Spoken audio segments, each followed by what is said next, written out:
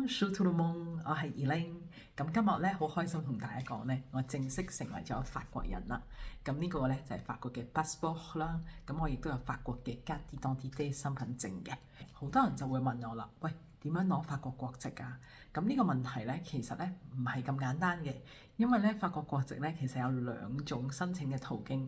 第一種係靠歸化，即係 par décret，即係俗語講句就係靠自己。第二條路咧就係 par mariage，靠結婚。咁但係咧結婚咧需要4年以上咧先可以申請嘅。而如果你係有法國伴侶結咗婚而唔住喺法國嘅話咧，就要等5年。OK， 兩個方法咧都對語言有要求嘅。目前嚟講咧，就係你需要攞到 B1 嘅程度，即係中等嘅法文水平。咁但係咧，自從一個新嘅法例通過咗之後咧，如果你係靠自己嘅話咧，你需要有 B2 嘅程度，即係中高級嘅程度。咁所以相對會難啲嘅。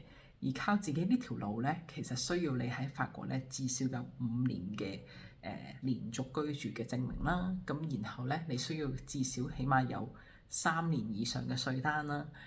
同埋要證明咧同法國咧有緊密嘅關係。譬如你喺法國有買樓，譬如你喺呢度有一啲投資項目，譬如你有法國嘅伴侶 etc。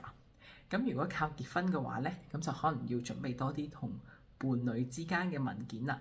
就係因為咧，佢會睇你嘅整體嘅家庭收入啦，佢會睇你嘅融入程度啦，即係好似頭先講你同法國人嘅關係。如果你有細路仔嗰啲咧，都會計算在內嘅。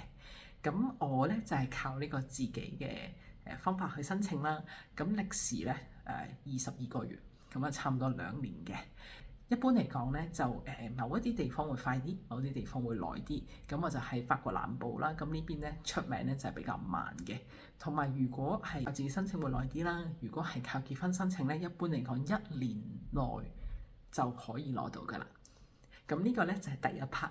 下一個 video 咧，我會講多啲關於一啲申請文件嘅細節，同埋一啲面試會問到嘅問題。